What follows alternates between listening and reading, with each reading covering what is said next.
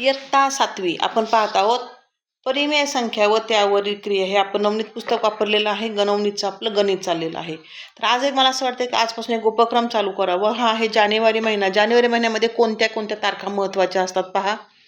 3 जानेवारीला असतो बालिका दिन. बालिका दिन हा कोणाचा जन्मदिवस बालिका दिन म्हणून साजरा केला जातो? बालिका दिन सावित्रीबाई फुले. सावित्रीबाई फुले की ज्यांनी आपल्या शिक्षण क्षेत्रामध्ये, त्यांच्यामुळेच आपण आहोत आज. सावित्रीबाई फुलेंचा जन्मदिन. ओके, 3 जानेवारी. नंतर कोण महत्वाची तारीख येते? 26 जानेवारी. काय 26 जानेवारीला? प्रजासत्ताक दिन. प्रजासत्ताक दिन. आता ह्या 3 जानेवारीवर एक शून्य ठेवला, काय झाला? 30 जानेवारी. हुतात्मा दिवस. हुतात्मा दिवस. हुतात्मा दिवस का मानला जातो? कोणाचं काय असतंय? तर गांधीजींची, महात्मा गांधीजींची पुण्यतिथी. महात्माजींची पुण्यतिथी. पहा, 3 जानेवारी बालिका दिवस, सावित्रीबाई फुले जन्मजयंती, 26 जानेवारी प्रजासत्ताक दिन आणि 30 जानेवारीला हुतात्मा दिवस, गांधीजींची पुण्यतिथी. आता हे लक्षात कसं ठेवायचं? अजून एक आमचे पप्पा गाणं म्हणायचे पहा. जानेवारी 30 को छोड़ गया तारा. जानेवारी 30 को छोड़ गया तारा. एक पगले ने बापू को मारा. मारा म्हणजे पुण्यतिथी आली. कोणाची आली? बापू म्हणजे गांधीजी माहिती आपल्याला.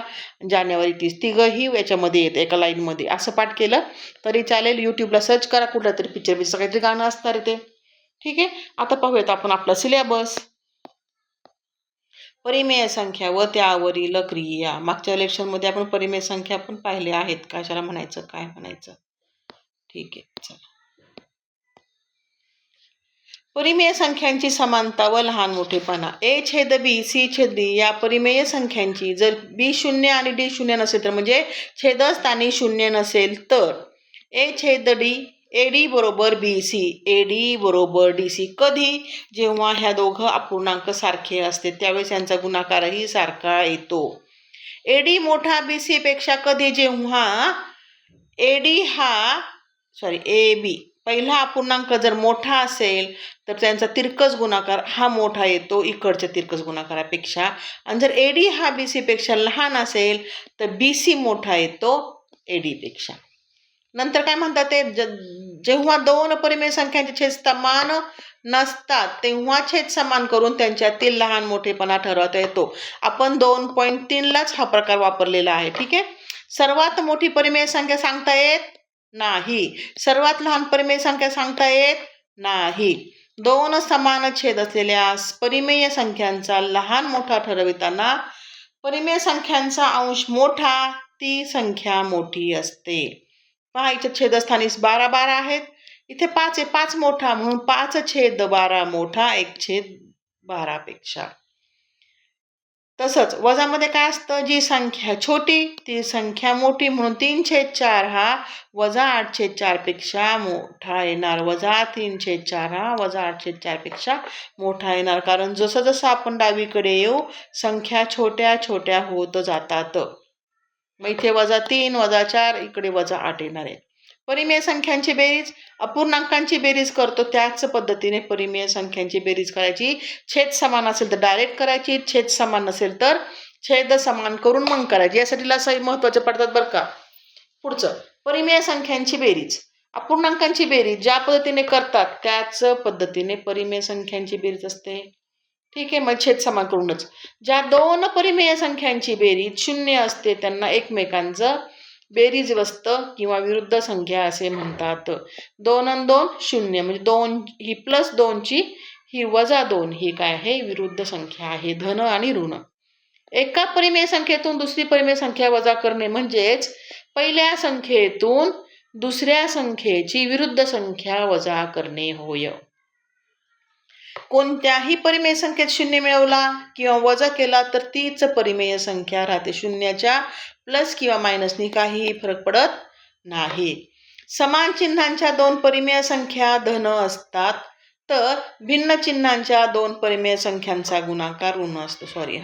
दोन समान चिन्हांच्या 2 परिमेय संख्या आहेत. समान चिन्ह आहे, दोघी धन आहेत, त्यांचा गुणाकार धन येणार. दोघी ऋण आहेत गुणाकार धन येणार. भिन्न चिन्ह आहेत, प्लस मायनस, उत्तरात मायनस येणार, मायनस प्लस, गुणाकारात मायनस येणार. पहा हे दोघी प्लस प्लस आहेत, गुणाकार प्लस आला. एक मायनस एक प्लस आहे, उत्तर मायनस आला. पुढचं, दोन किंवा दोन पेक्षा अधिक परिमेय संख्यांचा गुणाकार करताना त्यांच्या गुणाकाराच्या अंशात सर्व अंशांचा गुणाकार व छेदात सर्व छेदांचा गुणाकार करा. शेवटी आलेल्या गुणाकाराला संक्षिप्त रूप देण्याऐवजी आकडेमोड करण्यासाठी संक्षिप्त रूप आधी काय करायचंय पाहता इथं उदाहरण दिलेलं आहे. गुणाकार गुणाकार गुणाकार करून घेतला आणि नंतर त्याला छोटं रूप दिलं. हे गुणाकार करून घेतला, मग ह्याला 3 भागलं, याला 3 भागलं, मग 25/8 आलं. असं करू शकतो. पण असं गुणाकार करा म्हणजे पसारा वाढवा, नंतर पसारा आवरा. त्यापेक्षा जर आपण जागेवरच त्यांना कट केलं तर अजून सोपं पडतं. म्हणजे इथं पहा, हे उलटं केलं, इथंच भाग देऊन घेतं. 3 1 3, 3 2 6, 3 5 15, हो की नाही, 5 5 25 आणि 4 2 8. पसारा वाढवून कमी करण्यापेक्षा माझं असं मत असतं की आधीच पसारा होऊ द्यायचा नाही, जागेवरच आवरायचा. वेळ वाचतो आपला आणि मोठ्या मोठ्या कॅल्क्युलेशनला मग मोठे मोठे पाडेपाठ पाहिजे असतात. एकदा चुकलं की मग सगळं चुकत राहतं, हो की नाही. पुढचं, कोणत्याही परिमेय संख्येला 0ने गुणल्यास गुणाकार 0 येतो. माहिती आहे आपल्याला. कोणत्याही परिमेय संख्येला 1ने गुणल्यास गुणाकार तीच संख्या येते.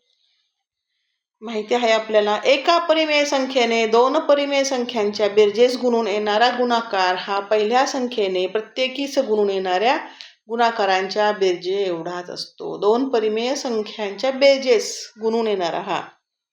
आता पहा, ही बेरीज आहे, याला याने गुणलंय.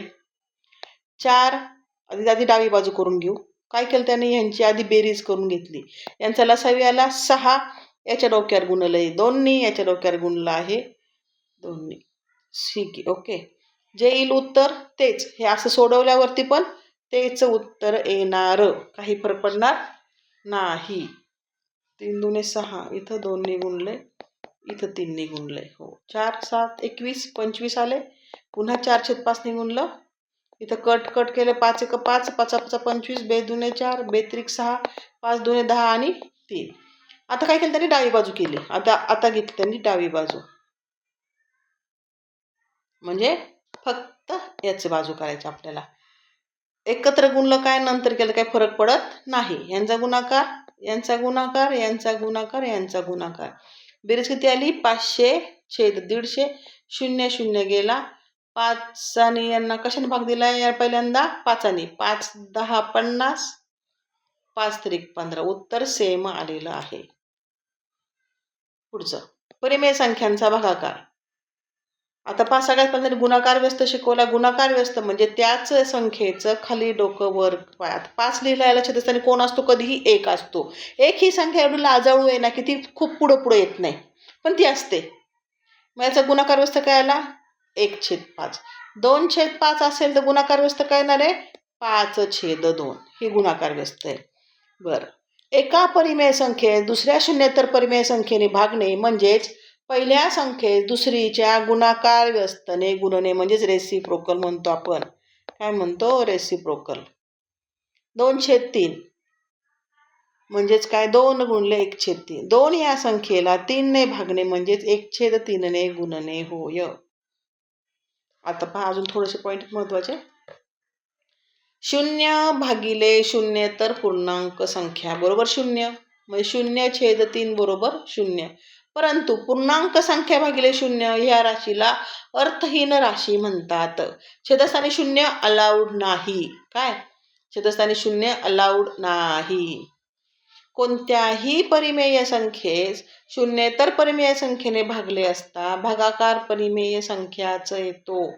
कोणत्याही शून्येतर परिमेय संख्येस परिमेयनं भागलं तर भागाकार परिमेय संख्या येतो. कोणत्याही शून्येतर परिमेय संख्येस त्याच संख्येने भागलं तर भागाकार 1 येतो. त्याच संख्येने भागलं भागाकार 1 येतो. तेच ना, म्हणजे 2/2 1, 3/5/3/5 1. कोणत्याही 2 परिमेय संख्यांची बेरीज वजाबाकी गुणाकार भागाकार हा परिमेय संख्याच येतं. 2 परिमेय संख्यांच्या दरम्यान अनंत परिमेय संख्या असतात. संख्या रेषेवरील कोणतीही परिमेय संख्या डावीकडील परिमेय संख्येपेक्षा मोठी असते. पहा, ही परिमेय संख्या इथं येणार आहे 1/2 की नाही. डावीकडील संख्येपेक्षा मोठी, 0 यापेक्षा मोठा आहे. इथं 1/2 हे यापेक्षा मोठा आहे. इकडं मायनस आहे ना, हे मायनस आहे. मायनसपेक्षा 0 मोठा, 0पेक्षा इकडे संख्या सगळ्या मोठ्या मोठ्या होतात. आणि परिमेय संख्येसाठी निगडित रेषेवर 1 आणि 1च बिंदू असतो.